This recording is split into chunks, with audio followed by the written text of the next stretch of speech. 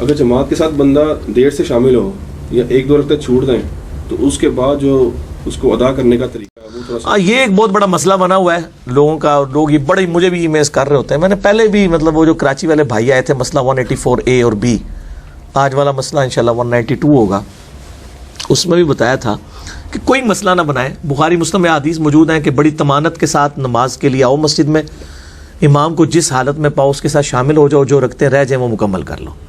آپ صلی اللہ علیہ وسلم نے اس کی آگے کوئی تفصیلات نہیں بتائیں, اس لیے کہ رکعتیں مکمل کر لی جائیں, یعنی ایک رکعت رہ گئی ہے تو ایک پڑھ لی جائے, دو رہ گئی ہے تو دو پڑھ لی جائے. اس میں اب آپ کے پاس آپشن ہے, آپ نے دو رکعتیں پڑھنی ہے, کسی بھی طریقے سے وہ پڑھ لی جائے. البتہ جو امت میں ایک ریناؤنڈ طریقہ جس کے اوپر اجماع اور عملی تواتر چلتا آ رہا ہے اور یعنی اتفاق کے ساتھ, اس میں یہ ہے کہ جو آپ کی رکعتیں چھوٹ جائیں گی, اب ظاہر ہے اس طرح کی تو میں اب 5-6 پاسبلٹیز ہوں گی, مغرب میں تو کئی پاسبلٹیز بن جاتی ہیں, تو میں جنرل فارمولہ بتا رہا ہوں. جنرل فارمولہ یہ ہے کہ جو رکعتیں آپ کی چھوٹ گئی ہیں نا, 1, 2 یا 3, چاہے وہ فجر ہے, ظہر ہے, عصر, مغرب, کوئی بھی, باقی جب امام دوسرا سلام پھیر لے آپ کھڑے ہو جائیں, سیدھے کھڑے ہو جائیں, اور اس کے بعد آپ اپنی بقیہ کی نماز کو مکمل کریں. اگر آپ نے امام کے ساتھ ایک پڑھ لی ہوئی تھی تو اب آپ دوسری والی کو اس طرح پڑھیں گویا کہ یہ آپ کی دوسری ہے, لیکن یہ پوسچرز اور ایکٹنگ میں دوسری ہوگی. اس کے اندر جو کچھ پڑھا جا رہا ہوگا نا وہ آپ سبحانک اللہ سے ہی سٹارٹ لیں, تاکہ جو بیچ میں پڑھنے والا معاملہ ہے نا وہ جو آپ کی رہ گئی تھی سنت, ویسے کوئی سبحان اللہ بھی نہ پڑھے, صرف سورہ فاتحہ بھی پڑھ لیں, اس کی نماز ہو جائے گی. بہتر یہ کہ آپ سبحانک اللہ سورۃ الفاتحہ اور ساتھ سورت ملا لیں, پھر اس سے اگلی میں صرف سورۃ الفاتحہ اور سورت ملا لیں, اس سے اگلی میں صرف سورہ فاتحہ پڑھ لیں.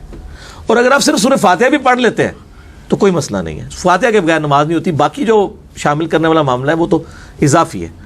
تو یعنی پوسچرز کے اعتبار سے وہ آپ کی اس اعتبار سے ہوگی کہ جو آپ عام امام کے ساتھ پڑھ چکے وہ آپ کی پہلے ہوگی شمار, ایک پڑھ چکے ہیں تو اب دوسری ہے, 2 پڑھ چکے ہیں تو وہ تیسری ہے, لیکن بیچ میں جو کچھ پڑھ رہے ہیں اس میں آپ سبحانک اللہ سے اسی ترتیب سے شروع کر دیں.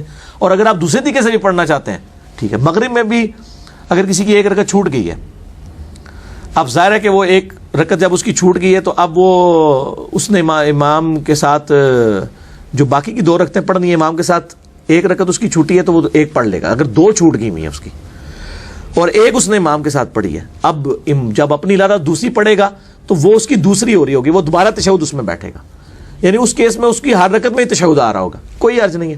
اور اگر وہ یہ کرنا چاہتا ہے کہ وہ 2 رکعتیں رہ گئی ہیں اس کی, تو 2 عام جس طرح 2 پڑھی جاتی ہیں ویسے بھی پڑھ لے تب بھی ٹھیک ہوگا.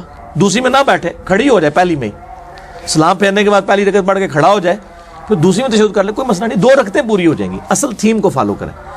جیسا کہ آپ دیکھیں کہ صحیح مسلم میں حدیث ہے, بخاری میں موجود ہے کہ اگر کسی کی نماز میں کوئی بھول جائے, مسئلہ 92 میرا ویسے سجدہ صاحب کے اوپر ہے, میں ضمن بتا رہا ہوں, تو اینڈ پہ 2 سجدے کر لیں. وہ کسی طریقے سے بھی کر لیتا ہے, الٹیمیٹلی مطلب وہ ایکویلنٹ بن جائیں گے. سلام پھیرنے سے پہلے کر دے, پھیرنے کے بعد 2 کر لے. 5 طریقے سجدہ صاحب کے میں نے مسئلہ نمبر 92 کے اندر بتائے ہیں, جسے شوق ہے تو وہ دیکھیں.